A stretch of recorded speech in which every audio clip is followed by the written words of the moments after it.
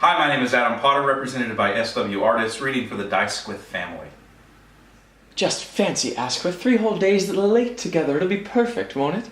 Chisel and Mere is extraordinary out of season and quite privet.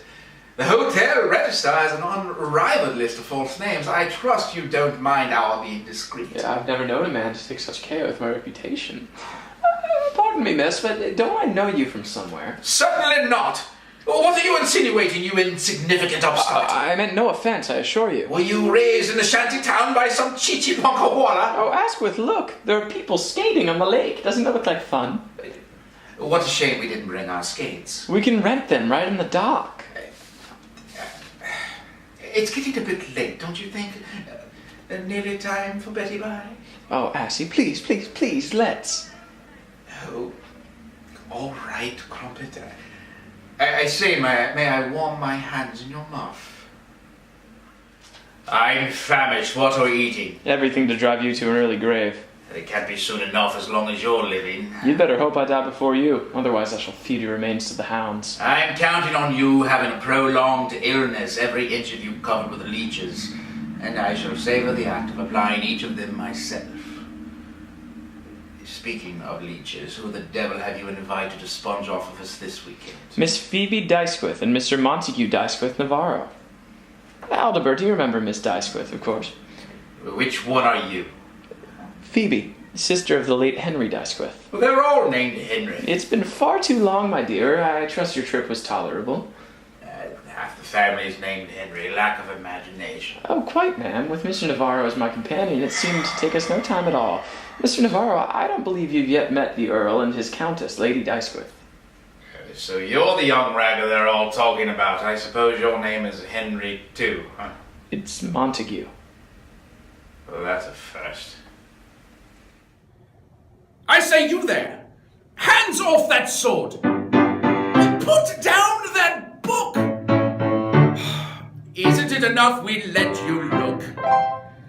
I hate to dash your futile little hopes, but you pay your 6 pence and stay behind the ropes. I cringe when every cobbler or butcher or farmer comes touching my banisters, banging my armor. They finger every finial, they poke your cornerstone. Who'd want to be reminded of what they'll never own? Though my politics are purely democratical, I find the species frankly problematical.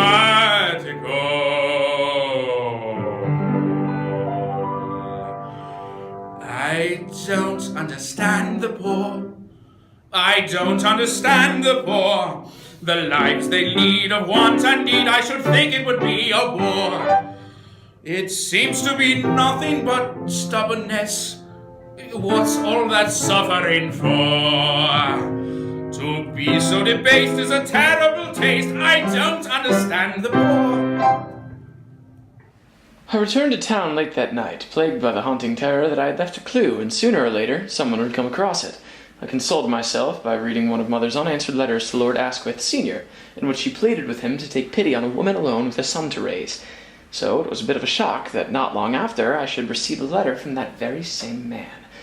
Dear Mr. Navarro, Some time ago you wrote claiming a relationship with the Dysquith family and asking us to help you to some situation in which you might earn your living. I must apologize for our unsympathetic attitude on that occasion. Should you still be in need of a post, I shall be very glad if you will pay me a call. yours very truly, Lord Asquith Dysquith, Sr. Do come in, Mr. Navarro. You are not like the Dysquiths, and yet there is something. This is my mother. If we were not very well acquainted. It is a sweet face. Have you ever seen the family portraits at Highhurst? Never. Your mother is extraordinarily like some of the women, and some of the men for that matter. Perhaps you are wondering why I suddenly came to write you. Yes, frankly, I am. I don't to know whether you heard that I lost my only son recently under somewhat tragic circumstances. A skating accident. Yes, my sincerest condolences. Well, thank you. You know, of course, I was grooming him to succeed me. I did not. Well, it's over. Past cannot be recalled. I should like to know if you would like to care to come into my firm. You could have no greater education in the business of stockbroking. Beyond that, I can make no promises. Lord Dicesquith, I hardly know what to say. To begin with, you shall have £250 a year. It is a generous offer, especially since you'd be paying for the trouble of teaching me. Well, here is a check for £20. You may want to enhance your wardrobe. I will expect you here at 9 o'clock tomorrow. I think perhaps you ought to know who I am. You're not a criminal, I suppose. Not exactly, but I am a cousin of yours. Oh, cousin! Yes, we had a mutual great-great-grandfather, Danforth Dicesquith. My mother was a Dicesquith, my father was Castilian, and worse, a musician. Oh, I say, that doesn't matter. Nobody's obliged and all that. All the same, it's just as well you should know. And perhaps your sister may not care to entertain me. My sister? She'll be civil, I assure you. Oh, come on, Willie. I say it's quite a relief to have someone to talk to. I've got one or two fellows coming down for a fortnight, but at present it's deadly. Perhaps you ought to move to town. Oh, I have a place in London, but I'm here Saturday to Monday. My sister keeps the estate going for me. Oh, here is the honey shack. I look forward to you meeting my queen and her drones. I shall be delighted to meet your wife. Oh no! My wife is in London, but rarely comes to Salisbury. I was speaking of my bees. I've developed a bit of compulsion for beekeeping. I find it endlessly fascinating and deeply moving. I should be afraid of being stung. Oh, it's nothing to be afraid of, I assure you. Watch me. One little sting won't kill you. I should think over time you might build up a resistance. Quite. I dare say it would take 100 bees to kill me now. Could one really perish from a surfeit of bee stings? Happened last year to a man in Surrey. It was all over the papers. Come